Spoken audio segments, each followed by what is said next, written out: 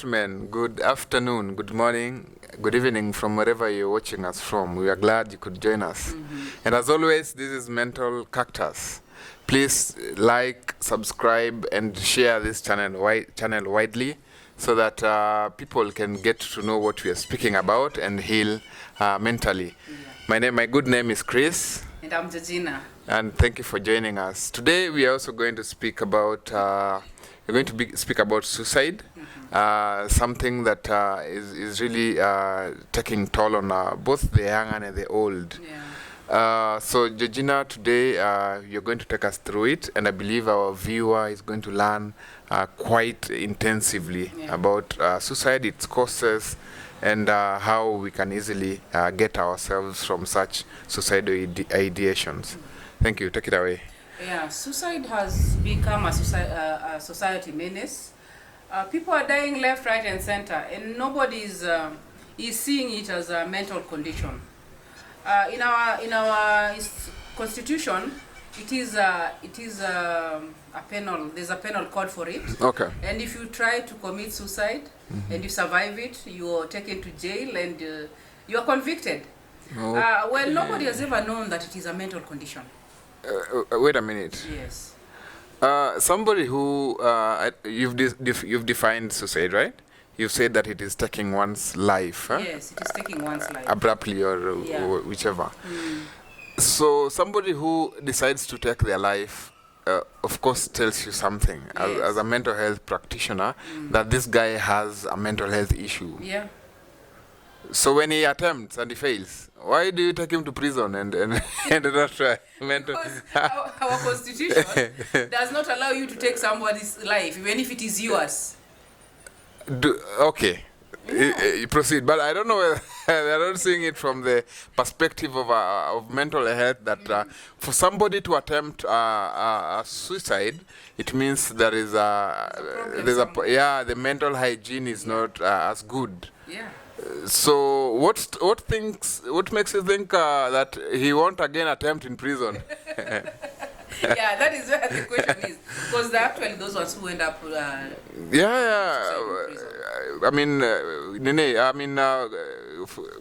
Realizing the dream of committing suicide in prison. Yes. Actualizing it. That is the term I was looking for. So suicide, as you have said, is taking one's life. Okay. It can be a family, it can be yours, it can be somebody else's. But it is a mental condition. It is. Yeah, it is a mental condition. And our sitting here is to open people's eyes to realize that there's a problem. Yes. And it needs to be tackled immediately.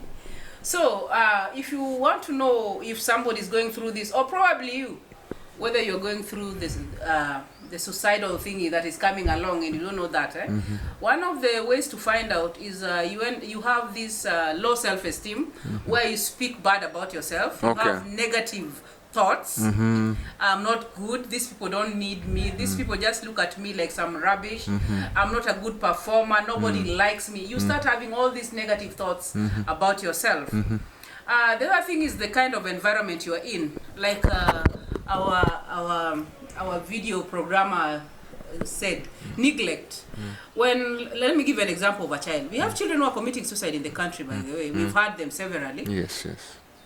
When a child has something to say and you sort of don't want to listen, you don't want to hear what this child has in mind, or probably this child has been asking for something and it is not happening, and or a teenager, because when you look at the statistics today, most suicides are caused by children, teenagers, adolescents, and also early adulthood.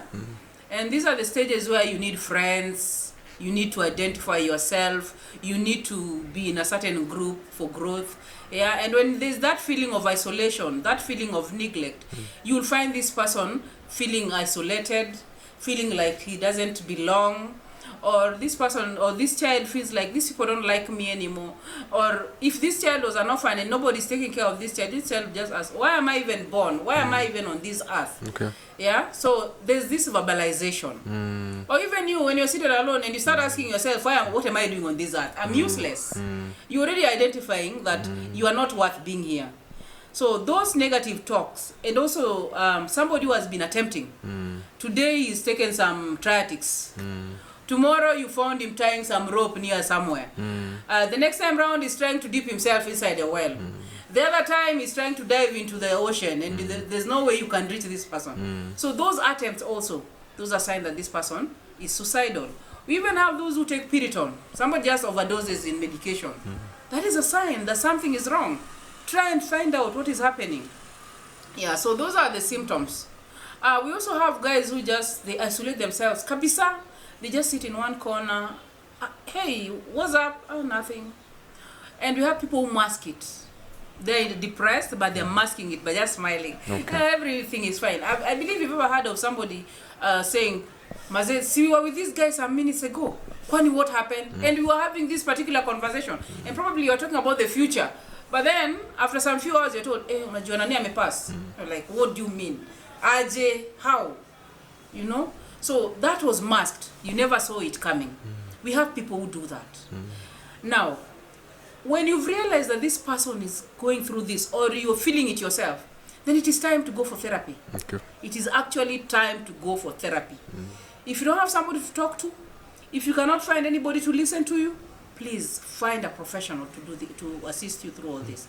Because as you evaluate the situation, as you assess the situation, you get to know how this thing started. And that is why in psychotherapy we always like talking about timelines. Tunarudi mpaka when you were a child to find out how this thing would have come in. Yeah, so that is how suicide starts. Yeah. Well, you've talked until I lost my questions. I'm sorry. Guys, I want to just echo what Georgina has said here, that the happiest people, the ever smiling people, that is a lot that even actualizes suicide more than any other person. They mask a lot. They do mask it in the smiles and in the act of being jolly. And then you hear the next day somebody's normal, and when you're asking how did they lose their lives through suicide. So guys, it's okay not to be okay. It is okay not to be okay. We can always speak about it. Sometimes we want to think that this stuff that I'm going through, there is nobody who can help me out of it. But it's the big lie. It's a big lie, because there is always somebody who is willing to hear us out. And just being provided that environment of being heard is enough to help you heal. We call it a safe space. It is a safe space, and it's enough to get you healed. So if you're watching this video today, just learn that there are people who have been where you are, and they got out of it. So there's no new situation. There is always a way out of it. It might look big, but then now when you speak about it, you will realize that my issue is not even that big. Have you ever gone to the hospital feeling so sick, so unwell? But the moment you get to the hospital, you see other people are seriously sick. And then you even start telling us, no, let me go back home. I think I'm not.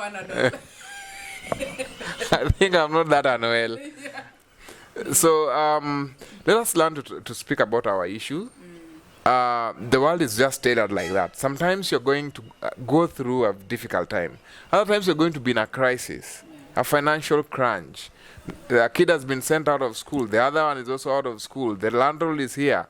There is always a way out of it. If you're going to exit in that manner, you only leave problems. To the kids. That rent area will not be solved.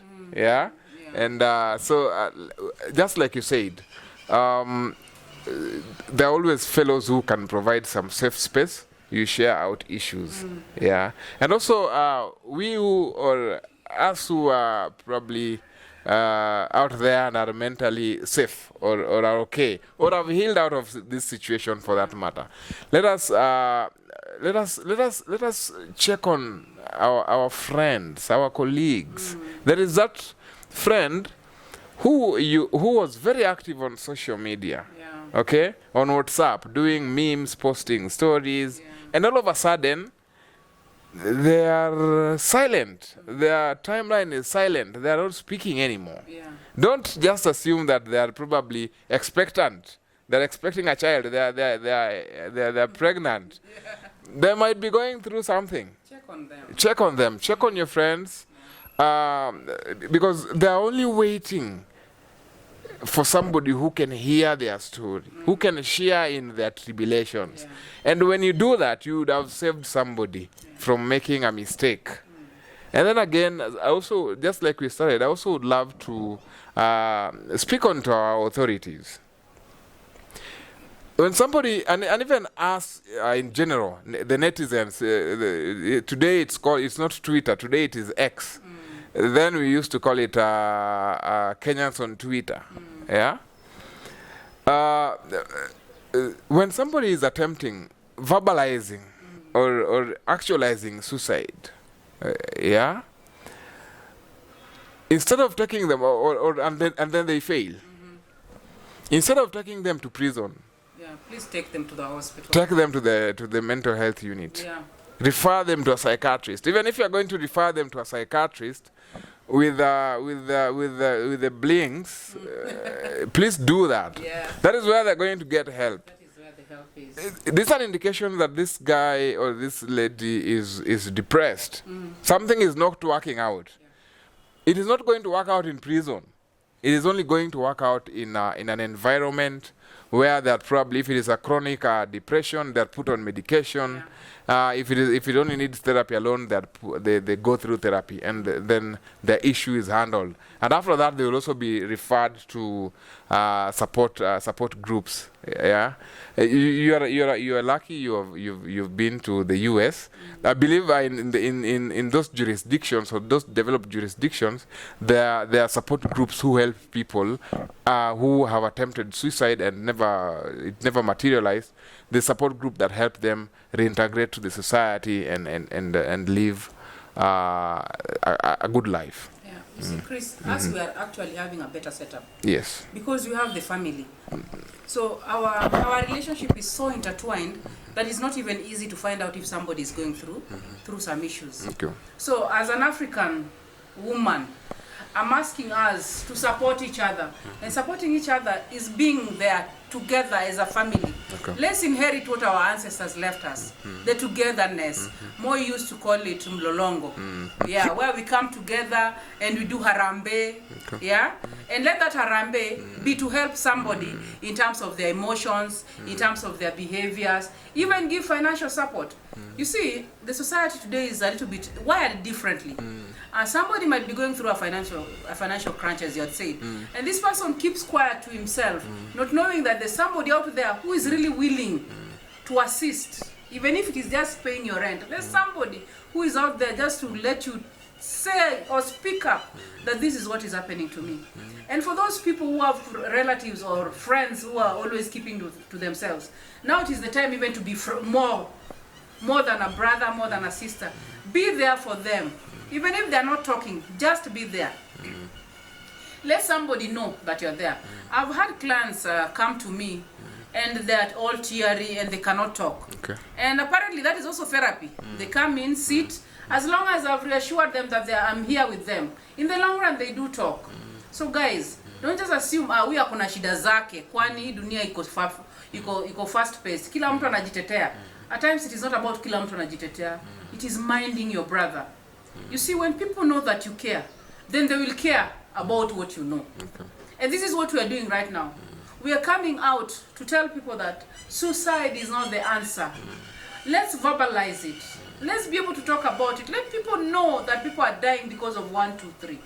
Let people come out in masses. It's like now we are doing a campaign. This is a suicide campaign. Today, Chris, we are doing a suicide campaign because it's too much and it is dear to my heart. I'm a mother, I'm a sister, I'm a wife, I'm somebody's daughter. And the last thing I want is to let my people know that I'm in pain.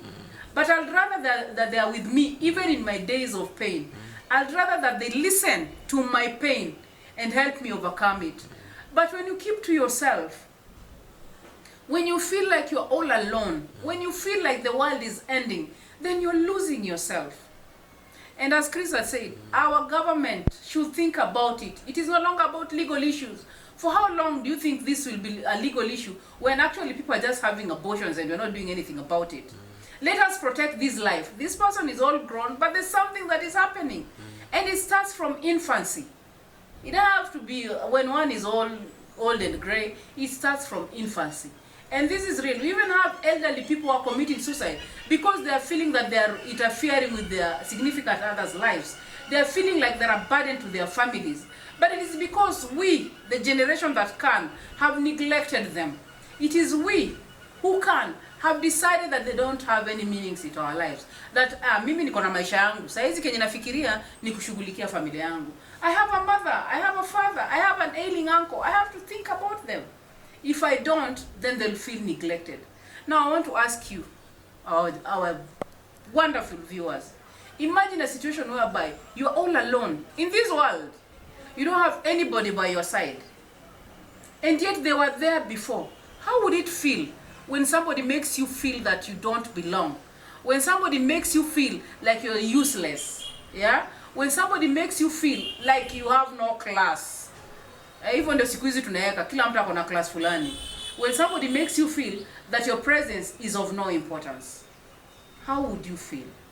So Chris, suicide doesn't have to be something to do with I don't have this. It just has to be with in a situation whereby you don't like me. Okay.